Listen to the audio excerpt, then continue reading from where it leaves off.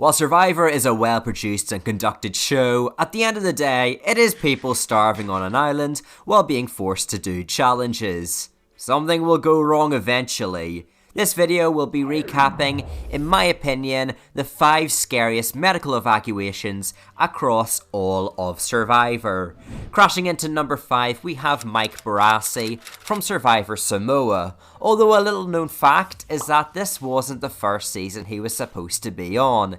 Instead, he was supposed to be on Survivor Tocantins, but due to medical complications, had to be replaced by eventual contestant Spencer Dumb.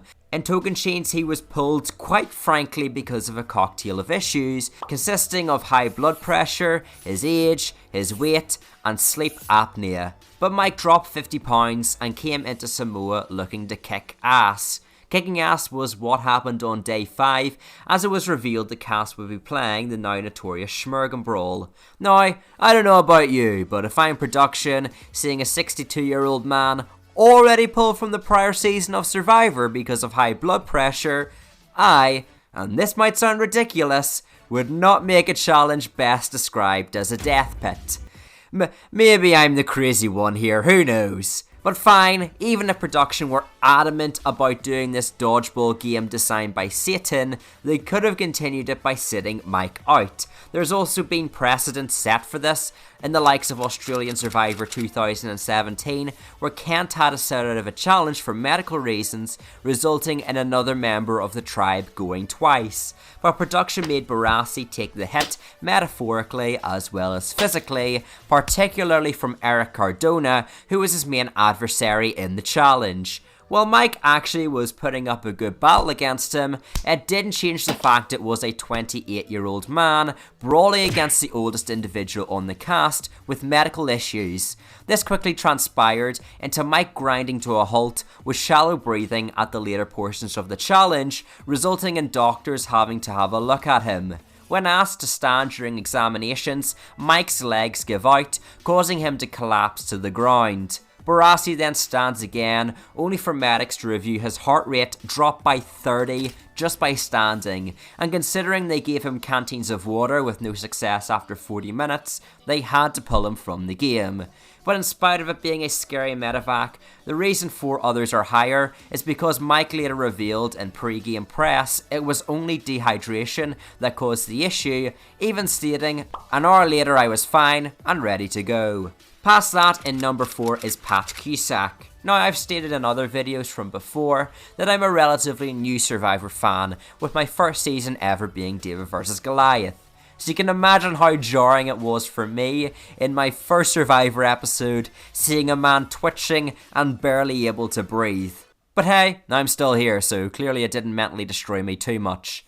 On the topic of being destroyed, that's basically what the Goliaths did to the Davids in the first immunity challenge, because the 10 underdogs go to tribal. This caused Pat, the biggest David, to announce they're going to be losing an artery to their tribe's heart tonight at tribal, but still stay intact. This segues into some crashing wave imagery before the medics carry Pat out on a stretcher, rasping about his back. Gabby gives a bit of insight, stating the boat hit down hard on the waves, causing Pat's back to be damaged, but even she doesn't know the full story.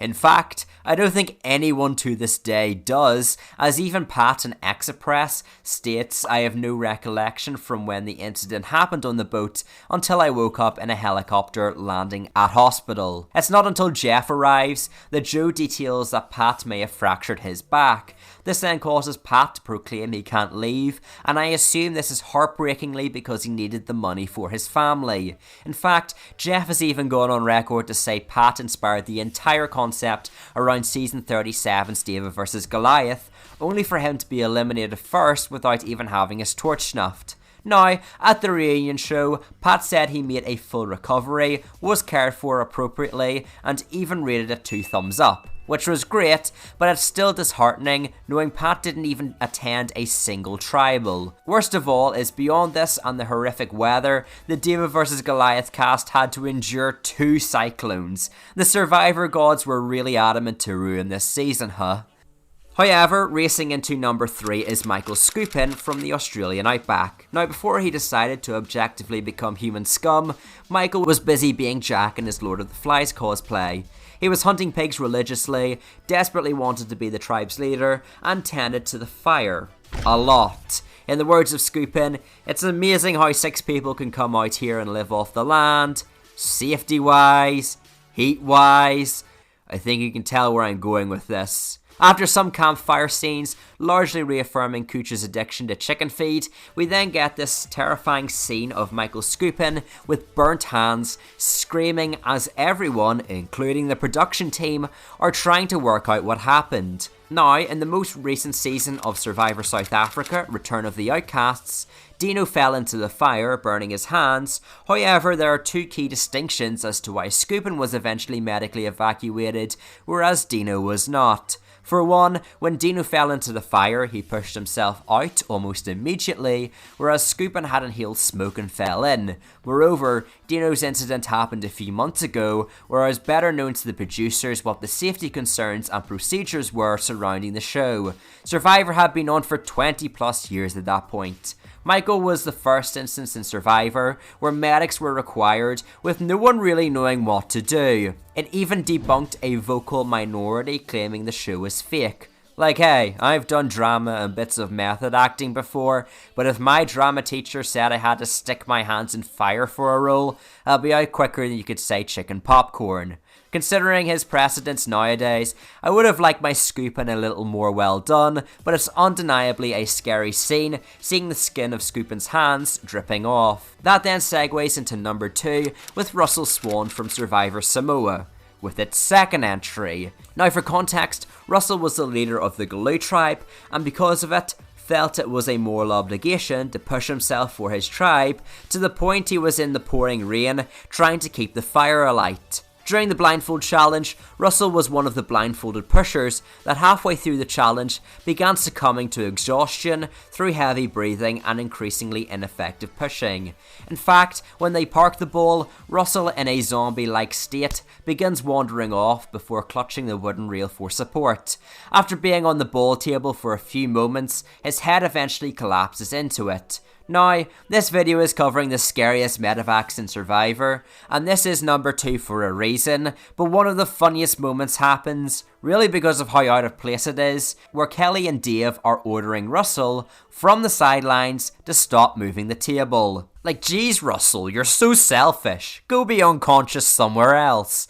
The biggest problem comes from the blindfold Russell is wearing as he's blacking out, causing major panic as neither the viewer nor the medical team entirely know what's going on. The medical team determine he has low blood pressure, even lower than Mike, who we talked about earlier, and after attempting to sit him up, he collapses back with the medical team asking, "Russell, are you still with us?" I'm not a medical expert, but I don't think medics say that if you're fully recovering. It's then revealed by the medical team that by picking him up, they reduced his heart rate from 97 to 68 and determined they would have to pull Russell from the game. Ultimately, a nerve-wracking experience, and I don't think I've ever seen Jeff have as terrified a look on his face as when Russell's eyes were glossed over.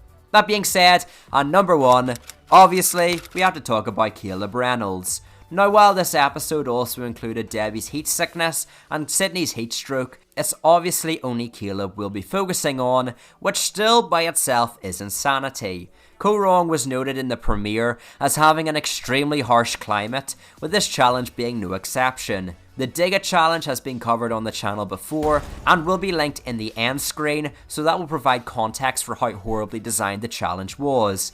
In a nutshell, Caleb overexerted himself for an hour in the sun, resulting in an eventual medical evacuation. Jeff himself has described as the scariest experience he's ever endured on the show. Caleb, after finishing the challenge, dropped to the ground, resulting in entire bottles of water being dumped on him, as well as ice to cool his body down, and then had IV lines in him. Not only was this a terrifying experience for the contestants, Jeff, and the viewers, but also the medical team. While Cambodia appeared chronologically before Koh Rong, it was in fact Koh Rong filmed first, meaning this was Joe's first season on the show. The poor man was only new and had to deal with Caleb blacking out while barely breathing. In my opinion, this has been the closest we've seen to actually seeing a contestant die in an English-speaking Survivor show. Even Caleb recalls his doctor stating, if you didn't have the muscle you had, you would have been dead. So overall, I'd say this is definitely worthy of the #1 spot. Nonetheless, thanks for watching this video everyone, and if you did enjoy, make sure to subscribe to the channel. On the top left, as already stated, I have a video outlining the top 5 Survivor challenges that almost ended their contestants, consisting of the Dig It challenge that almost ended Caleb. Nonetheless, have a great day, and peace!